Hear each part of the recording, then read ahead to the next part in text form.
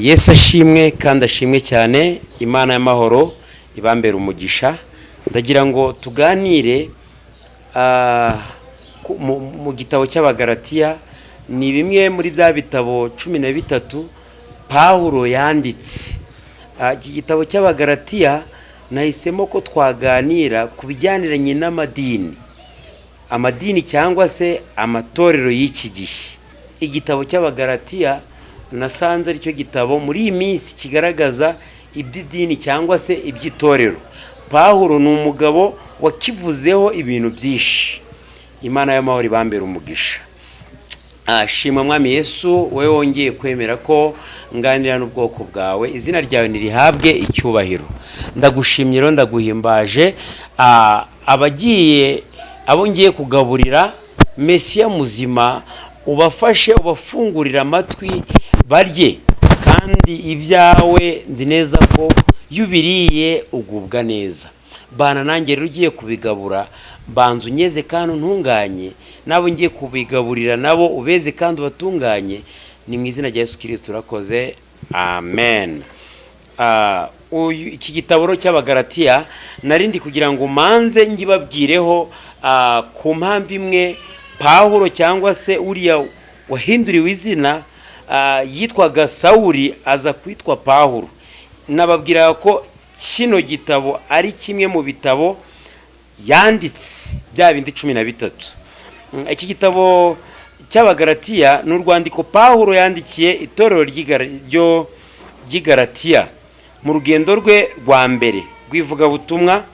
Yacyanditse mu mwaka wa 49 nyuma ya Yesu Kristo. Yigishije hejuru y'umudendezo wa Kristo. Ni ibaruwa ya 4 ya Pawulo nibwo yatoranije Barinaba ngo bafatanye umurimo w'ivugabutumwa. Icyo gihe inyigisho zageze muri Aziya zikomereza muri Galiliya ngo bakurikize inyigisho za Mose n'amategeko ya Pawulo. Yabandikiye ababwira ko umuntu akizwa kubwo kwizera. Umuntu ko akizwa kubwo kwizera. Iki gitabo kitwereka ko Yesu ari we mudendezo nyakuri, tukabwiriza ubutumwa ku buntu. Ngizo inyigisho n'inama Pawulo yigishije Abagalatiya akomeza yerekeza muri Efeso. Iki gitabo rero urumva kivuga ku bijyaniranye n'umudendezo. Umudendezo ni ya madini y'iki gihe, nguko nagihaye umutwe kino cyigisho, nagihaye umutwe uvuga ngo amadini y'iki gihe ameze ati. Ndagira ngo tuganire ku madini y'iki gihe n'amatorero y'iki gihe. Shuti bavandimwe rero, kuba tugiye kuganira kuri ibi bintu, ndagira ngo tuganire usobanukirwe ku by'amadini, nanjye nsobanukirwe. Iyo dusomye mu butumwa bwiza uko bwanditswe na Yakobo, igice cya mbere umurongo wa 26 n'uwa 27, ni ibitabo bijya binshimisha cyane. Bivuga ku bijyaniranye n'amadini y'iki gihe, ko batubwira ko idini y'ukuri ari ugufasha imfubyi n'abapfakazi n'abashonje n'abafite ibibazo bitandukanye. Wakibaza impamvu Pawulo yarenganyaga abanyamadini, nyuma yaje kwihana, arangije arabigisha. Iyo dusomye ari mu Bagalatiya igice cya mbere umurongo wa 23, Pawulo yagize ishyaka mu madini maze barakizwa. Abantu b'icyo gihe barakijijwe. Nk'uko Sawuli ari we Pawulo yarenganyije idini, Yesu aramubonekera arihana. Yarenganyaga ubwoko bw'Imana, ariko Yesu aramusanga arihana, arakizwa, ahindurirwa izina yitwa Pawulo. Ni umugabo nakunze, nk'uko nagiye mbabwira iby'inguru zandanze, nanjye ndi umugabo wahuye n'ibibazo bitandukanye, kandi byerekanaga ko nanjye ngijijwe mu idini nasengeragamo, mu itorero nasengeragamo, nagaragaraga nk'umuntu ukijijwe. Nyamara gukizwa kwanjye ni njyewe n'Imana twari tubiziranyeho. Nanjye Yesu yaransanze, urumva ntabwo byambuzaga kwitwa umusinzi cyangwa umusambanyi, kubera ko nta muntu warunzi, ariko Yesu yaranzi. Uyu mugabo Pawulo niyo mpamvu yitwaga Sawuli. Yesu aramusanga ubwo yarari mu nzira agenda agiye kurenganya ubwoko bw'Imana, aramubwira ngo Sawuli, Sawuli, urandenganyiriza iki? Nanjye niko nasanzwe na Yesu. Yesu yaransanze, aransanga, kandi numva ko ansanze by'umwihariko, anyereka ko ibyaha ari bibi kandi bimunga. Nanjye mfatiraho, ndamwemerera, ndakizwa. Ng'umugabo rero wansanze, numva ndazamukoza isoni. Niyo mpamvu ibyo ngora byose, ibyo navuga byose, ndagomba guca inyuma cyangwa se gutatira igihango nagiranye na Yesu. Niyo mpamvu nibanze gusoma Bibiliya. Idini ritunganye nasanze ari iri ngiri, nguko twabisoma hano muri Yakobo igice cya mbere umurongo wa 26 na 27, ko ari ugufasha abakene no gusura abakene n'abapfakazi n'imfubyi mu mibabaro yabo. Nukuri shuti muvandimwe, turi kuganira, ndagira ngo ngwereke ko igihe cyose ubaye umunyedini nkuko nari mbayeho, ubaye umuntu wo mu matorero, izi ntambara zirigwa abantu birirwa bagwanira amadini n'amatorero, ijambo ry'Imana ryo nasomye rirambwira ngo mbese ntabwo muzi ko imibiri yanyu ari insengero z'Uwiteka? Yaba wamenyaga ko umubiri wawe ari urusengero rw'Uwiteka, wakagombye kurwa neza, ukitonda, ukitwararika. Njyewe namaze kumenya ko niyo ntasenga, kuko urusengero rwanjye ari umutima wanjye, nahisemo gutinya icyaha n'igisa nacyo. Benshi bari mu madini n'amatorero, ariko gukizwa byarabananiye. Nibyo koko turareba tugacumura, twatekereza tugacumura, ariko dutunzwe na mbabarira. Uyu Sawuli cyangwa se Pawulo waje guhindurirwa izina kitwa Pawulo nyirizina, ni umugabo nawe warenganyaga ubwoko bw'Imana, yari umunyabyaha ku rwego rwo hejuru. Ariko Yesu aramusanga, aramubwira ngo Sawuli, urandenganyiriza iki? Nanjye niko nabagaho, narenganyaga ubwoko bw'Imana, aho nashukishaga abantu amafaranga ntunze, ngabakoresha ibyangwa n'amaso y'Uwiteka. Ariko Yesu utarobanura ku butoni, umwubaha agakora ibyo gukiranuka, uwo mu mahanga yose nawe aramwemera. Niyo mpamvu shuti muvandimwe we turi kuganira aka kanya, nk'uko icyigisho nagihaye umutwe uvuga ngo amadini y'iki gihe ameze ate. Njyewe si uko ndagira idini ndarigira, ariko nasanze kurijyamo bidahagije, ahubwo namenye ko idini ryanjye ari umutima ngendana nawo, umubiri wanjye ngendana nawo. Ndagira ngo rero nawe ungurikiye aka kanya, wowe turi kuganira aka kanya, hinduka, wakire Yesu umwami n'umukiza, maze akugirire neza.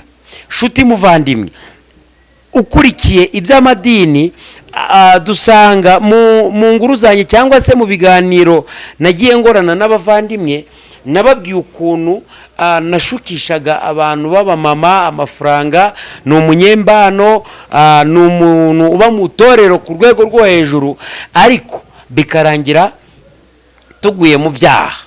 Ndakindi rero nahisemo kwizera njyewe ubwanjye, ndizeye umuhanuzi cyangwa umupasiteri cyangwa umuvugabutumwa.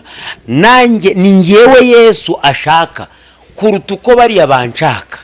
bo mbasanga iyo bari cyangwa bakansanga aho ndi, ariko Yesu we turagendana mu ijoro, tuba turi kumwe, amanywa tuba turi kumwe, aho mba ndi hose iyo namwemereye ngamuhamya ngamuvuga neza aba ari kumwe nanjye. Ndagira ngo nawe rero uve mu madini y'iki gihe, nibyo ntabwo ngubujije kugira idini rigire, ariko wumve ko idini rya mbere ari umutima wawe, nguko Yakobo yabivuze neza mu gice cya mbere umurongo wa 27 ko idini y'ukuri ari ugufasha abakene no gusura imfubyi n'abapfakazi mu mibabaro yabo. Imibabaro yabo abo bantu muraturanye, muririgwana, murahura mu buzima bwa buri munsi. Nahisemo suko mbafasha 100%, ariko ndagerageza, kuko ijambo ry'Imana riratubwira ngo dufashwa byose na Kristo uduha imbaraga. Atari Kristo uduha imbaraga ntago byashoboka. Natekereza gukora ibyiza, Paulo niwe none wabivuze ngo tujya gukora ibyiza ibi bikadutanga imbere, ngo ariko dushobozwa byose na Kristo uduha imbaraga. Ndagira ngo ngubwire rero muvandimwe, twamaze kubona ko amagambo menshi kubijyanye n'amadini twayabonye, kandi aya madini yahozeho na mbere. Ndagira ngo rero nguko Sawuli cyangwa se Paulo yarenganyaga ubwoko bw'Imana, abanyamadini b'icyo gihe bari baragowe yarabarenganyaga. Yewe hari naho yageraga yaba ari kubigisha bakagira ubwoba, bakavuga ngo uyu ni wa wundi warenganyaga ubwoko bw'Imana, none arahindutse atubwiye ibya Yesu. Bamwe bakanga kumwumvira. Ndagira ngo rero ngubwire shuti muvandimwe, emerera Yesu uve ku madini y'iki gihe, nta musaruro, nta nyungu. Yesu yaramubonekeye maze agira ishyaka ry'idini arigisha. Tubona ko idini y'ukuri ari ugusura imfubyi n'abakene cyangwa abapfakazi mu mibabaro yabo. Ndagira ngo rero shuti muvandimwe, niba wagendanaga idini uhinduke, wakire Yesu umwami n'umukiza, aguhitiremo idini y'ukuri, kandi idini y'ukuri twayimenye. Hitamo rero wumve ko urusengero rwa mbere ari umutima wawe. Benshi nasanze bajya mu nsengero ari abasinzi, ari abasambanyi, ari abantu birirwa baratukana, ari abantu b'abanyamatiku ku rwego rwo hejuru. Hinduka rero, wakire Yesu umwami n'umukiza, wumve ko idini yawe Yesu ashaka ari ugukora biriya nk'uko Yakobo yabivuze.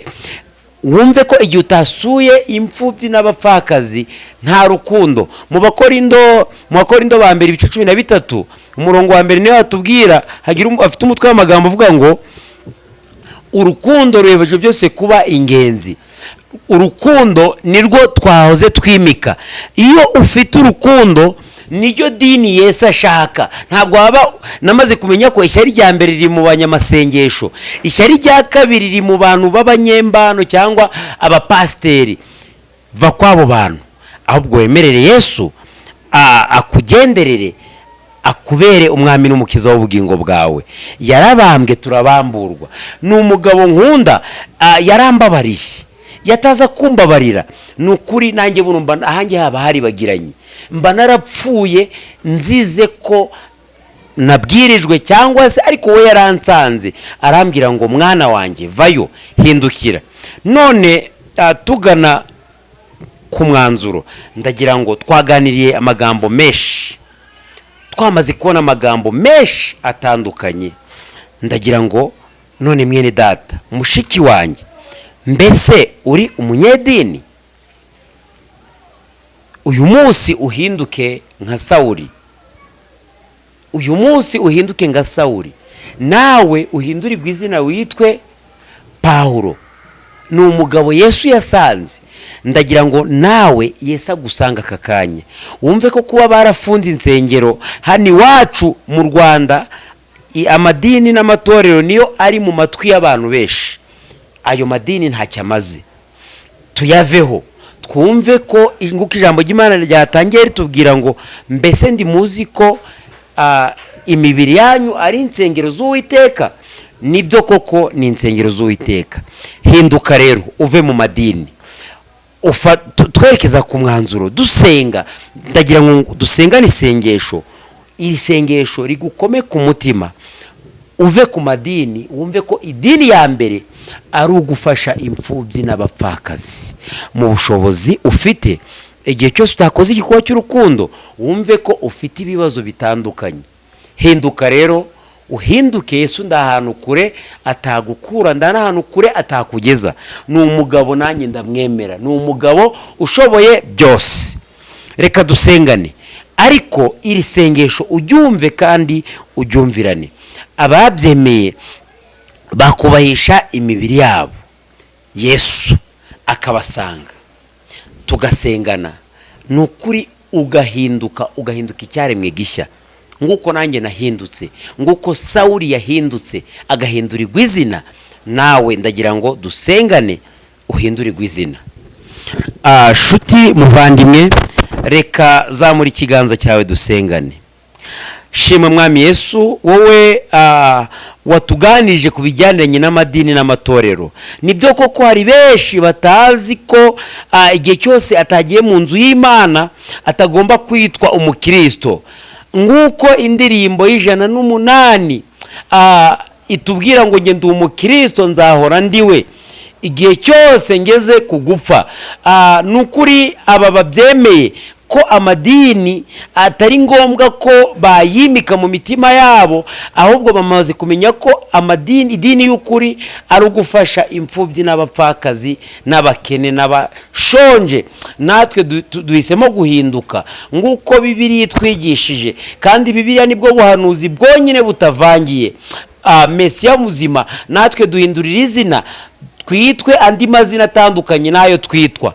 Tuve ku madini, ahubwo dutunganye urusengero rw'Imana ishaka. Ni umubiri wacu, ni ubuzima bwacu, bityo izina ryawe rikomeze rihabwe icyubahiro. Bana na buri wese rufashe umwanzuro, aka kanya umusange kandi umusanganire, niko tubigusabye, ni mu izina rya Yesu Kristo turakoze, amen.